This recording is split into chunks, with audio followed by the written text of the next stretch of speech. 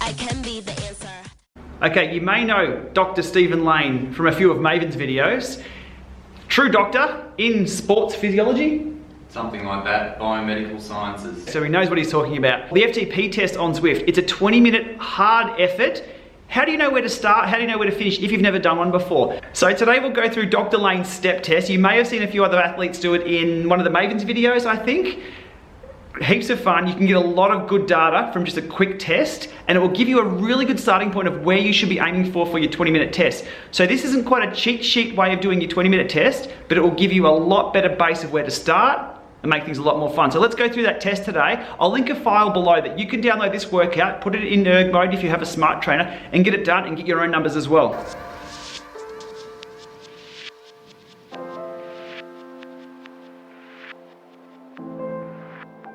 This is a very nice setup here. This looks like home. It's my home and my office. And we have had, how many athletes have you had through here? Oh, I've had more step tests than I can even remember. Probably a good couple of hundred maybe. Wow, okay. In the last sort of 18 months maybe.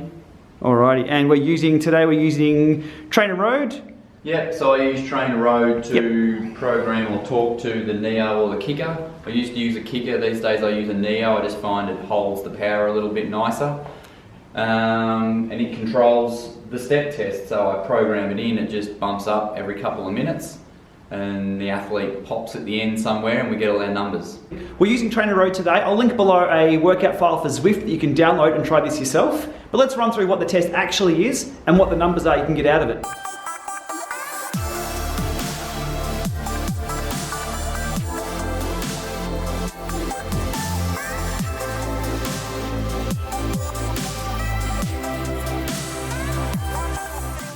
The purpose of this test, most people would do a 20-minute test to figure out what their FTP is.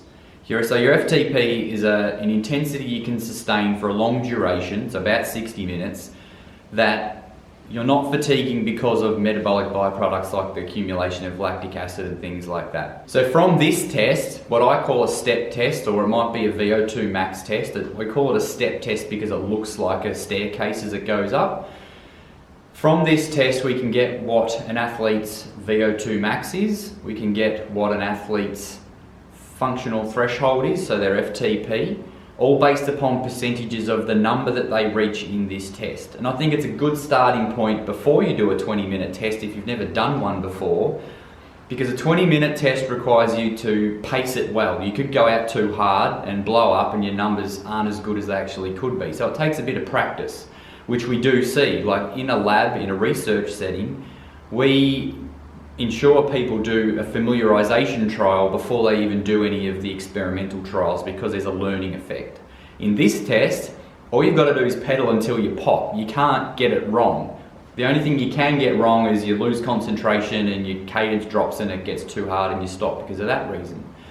So this test is great to do first before a 20-minute test, so that you can then take some percentages of the number that you got to and estimate what your functional threshold is from this test, and then use that as a pacing strategy for a 20-minute test, either on the ergo, or even better yet, on the road, or better yet, on the bike that you're going to be racing on. So if you're doing a time trial, you could have 3 different FTPs, one for the ergo, one for the road, one for the road up a hill, and maybe even one for your time trial bike in your time trial position.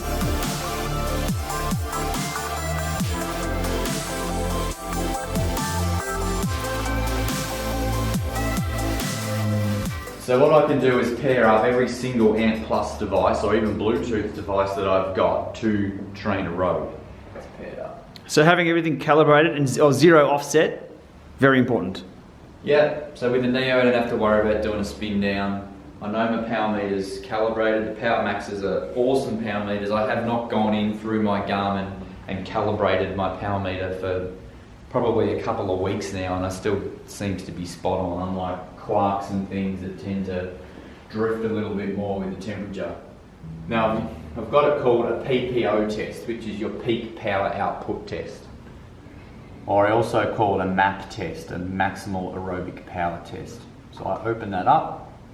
So that's a visual of what we're seeing under Trainer Road. It'll be the same with any program we're using, so Zwift, or even doing this manually, you could still do it. But that's the visual of what we see within Trainer Road. Now, what are we seeing? So I believe Zwift and Trainer Road, we have the same problem where they don't let you set an absolute power. So you can't set a step to be 200 watts and then 250 watts and 300 watts. You've got to do it as a percentage of your threshold.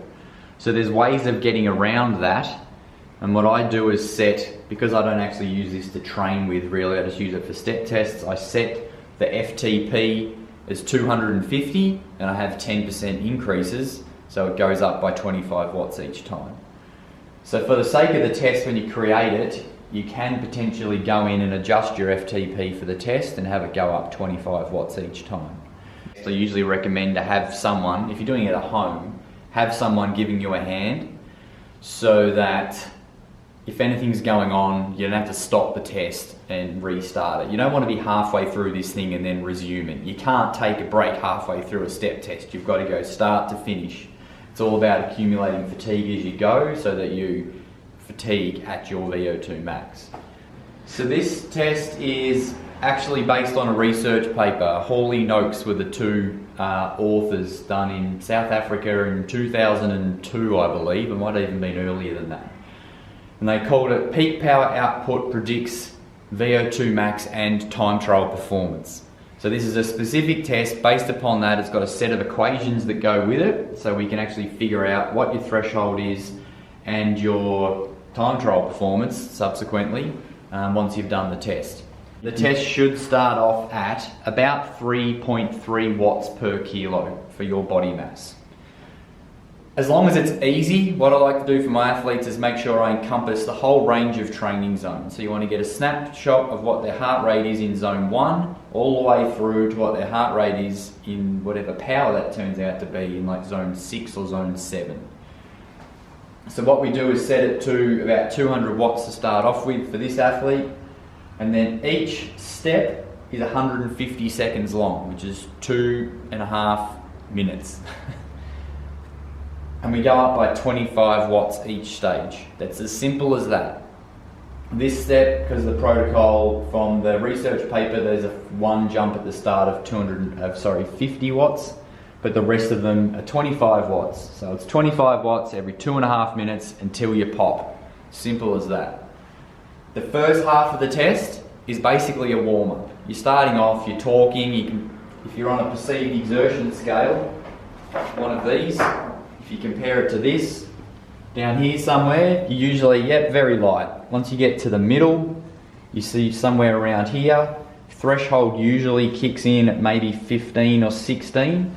So for an athlete that is going to make it to about 400 watts, usually threshold is going to be 325, somewhere around there, 350. The purpose is that by the time you get to 400, you want to be, or close to 400, you might be 500. If you're a female, you might be only 300. But the purpose is to be at maximal exertion, and that's the point of the test. There's two critical things you need to remember when you get to the last stage that you fatigue at. You've got to remember what stage you're in. So if you make it 30 seconds into 400 watts, you've got to remember that you're in 400. You've also got to remember how long you were into that stage. So if it's 30 seconds, you've got to go, all right, done, pulling the pin, you were 30 seconds in. So you can take a percentage of that stage and do the equation later on. So with Zwift or Trainer Road, that data is saved anyway. So if you're blurry-eyed, you'll be able to pull that data out from your, either your Garmin head unit or from over here, which is one of our old ones. Yep. You can see this person's pretty much just stopped pedaling at about 3/4 of the way through that final stage there. Right. So that might have been 2 minutes into the 2.5 minute stage. Okay. But you've got to be pretty precise with that. Yep. So this test is also designed to fail. No one will ever complete this test because it goes on forever. It's not one you can succeed. Yeah, so when you make the test at home, or it's going to be one that's going to be available when you go into the list and select it, if it's made to go to like 500 watts, there's probably 2% of the population that are ever going to be able to get there. So you're going to be safe. Most people will pop, for females, somewhere between 275 and maybe 350 if you're really strong. Males are usually somewhere between 300 and 500.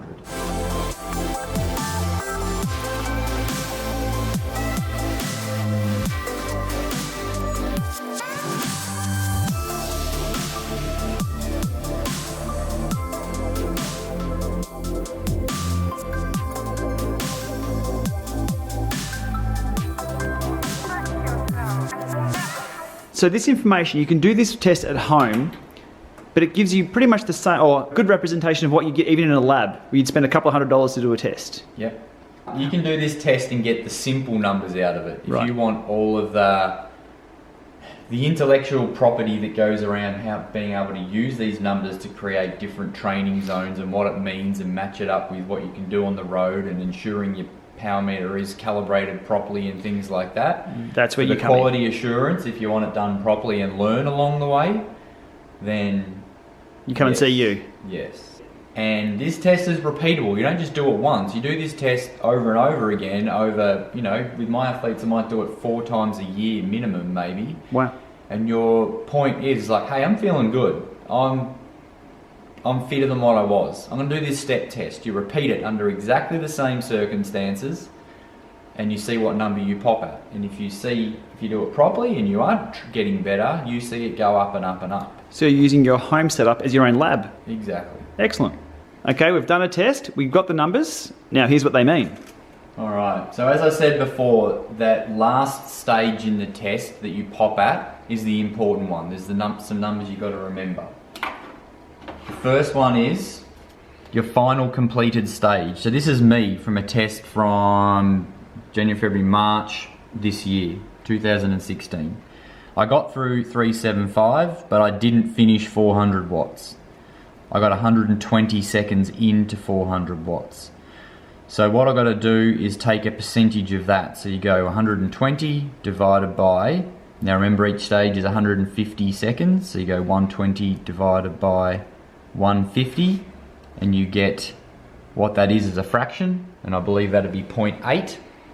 Then you go 0.8 times by the actual increase in stage, which is 25 watts, which I believe that gives me 20 watts in total. So 80% of the stage I got through is 20 watts. And what you do is take that 20 watts, the fraction of that stage you didn't finish, and add it on to the stage you did finish. So that gives me 395 watts. Yeah? So my MAP, or my maximal aerobic power, or the number that I popped at in the test, is 395. That's the key number that you want. Right, so that's the first number we get out of the test. 395 is your MAP power. Correct. Now, what does MAP stand for again? MAP is your maximal aerobic power, or the power that if you just set your trainer at your MAP power, and did a good warm up first, your body will be using its maximal amount of oxygen that it can uptake and use. And of course, that's related to your VO2 max. So from that number, you can actually predict what your VO2 max is. Right, and that's different to FTP because you can't ride at your MAP for an hour, can you? No, a MAP you can ride probably somewhere between 5 and 8 minutes. Right. Somewhere around there. Because Okay. it's over threshold, you fatigue rapidly. Right. Now, the next number. The next number from that is, so there's a couple more. So you want to know, you want to match up, you want to see what your max heart rate was from the test. Now this test is not the best test to get what your actual maximum heart rate is.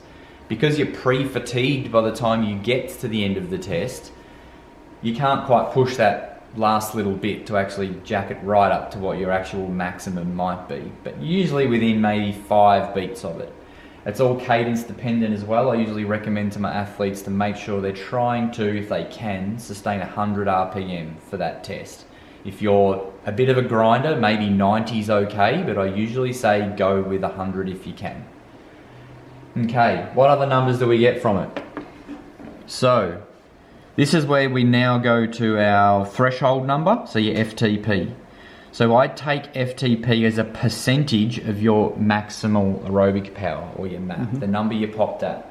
And that percentage is usually, for most people, about 82.5%. that will give you an idea of what your FTP is. So for me, 82.5% of 395 is 325 watts approximately. So there's a bit of math involved here, but these numbers are super important. So definitely worth going through the little extra bit of homework you need to get some really accurate numbers. That's estimated your FTP at about 325.8 at that time of year, at that point where you were in your training. Outside, how accurate was that from your race results and things? That was pretty spot on? Yeah, that's pretty spot on for me. On the road bike, that's in a 20-minute test, I'm probably doing about 350, 360 watts. So that if you take 95% of your 20-minute test, which is the way it's done, that will match up with that pretty well. Okay, so to reverse engineer the numbers we've got from this quick test, on Zwift, if you were to do, or Trainer Road, if you were to do the 20-minute test after completing the step test, what we'd need to do is grab that calculated FTP of 325.8. We times that by 1.05. Is that correct? Will that give us 105%? That'll give it. Yep. And that'll give you a ballpark of what you should be able to hang on to for 20 minutes. Is my theory correct? Yep, that's spot on. Excellent. So that should give you a number to aim for when you first start your 20-minute test. If you've never done one before, that's where you go. Perfect. So if all this looks a little intimidating, there's an easier way to do it. Contact this guy here and he can run you through a test and actually give you the output to work with. So what I do with this test is use it with all my athletes to monitor their current fitness at any given time of the year. Or with a new athlete, so it's like a first date. I get to understand the athlete. I get to know their numbers and I know what I'm working with. So this athlete's Connor Murtagh, one of the top Australian NRS guys, one of the good teams, State of Matter. He's over in Qinghai Lake racing a terrible, torturous tour at the moment up at altitude. He's done 4 tests over the years, 2012, 2015, another one in 15 and one in 16. And this is the output I give to my athletes. This is the output I would give to somebody if they are coming in to do a step test and want their training zones, to know what their FTP is accurately, and to know what their VO2 max estimated numbers are. And to have confidence that these numbers are right. Because I've given this to people to do at home, and a lot of the time there's little things they get wrong, and I just do not have the confidence in the numbers unless it's been giving very good direction and supervised well. So in your lab, everything's in a controlled environment and you're very familiar with the protocol yourself. You just talk people through, they just pedal, that's it? Correct. Right. That's the value add right there. And also the value added is also some reference values, like I can tell you how you rate against other cyclists. You get a nice summary of the actual test itself. So that summary you can also figure out using my Tax Neo. I can pretty accurately figure out if your power meter is reading correctly. That's a problem. If you are using your kicker power to do the step test and it doesn't match up with the power meter that's actually on your bike, and there's a 20 watt discrepancy, and say your stages is reading lower, you will not be able to hang on to your threshold. You'll be doing 20 watts over your threshold. That's one thing you got to keep an eye on. So I summarize it all nicely, break it down into training zones. That's some overlay of each test each time. We can figure out, there's the power meter accuracy chart. And then here's all the small parts that are probably what's best left to the physiologist, is comparing the numbers from the test to what the athlete's done in something like Training Peaks.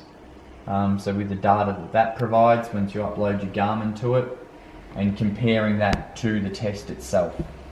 So we have training zones, we have a standardized warm-up protocol, we've got some body comp, I do skin folds with all my athletes. There's a lot of ancillary tests and things we can do to match up with the step test in itself. It's one test I use. I've got lots more tests I use. If you're a sprinter, I've got different tests. If you're a true time trialist, I will use actual lactate testing to measure what your steady state is. That's blood pricks on the fingers? Little blood or pricks. Or the ear?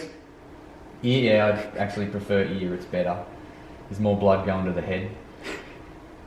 But if you really want to know what your FTP is, based upon your 20-minute test, so a combination of your step test, a 20-minute test, and then your lactates done in a test, which is a different test again, is the best way to say, hey, my threshold is 266 watts spot on. Give or take 1 or 2 watts. Your zones from there are right where they need to be for every session from then on when you set them in your training software. Correct. So that's a quick overview of what a step test is, how to perform one. I'll link to the file below so you can download it and put it in the custom workouts. I'll put notes below as well of how you can import that into your own Zwift and do your own step test. I'll put the calculations down below in the links of this video as well so you can grab the output and then do your 20-minute test and let me know how close we were, and we'll keep this guy honest as well. I think his numbers are pretty good, but let's put him to the sword.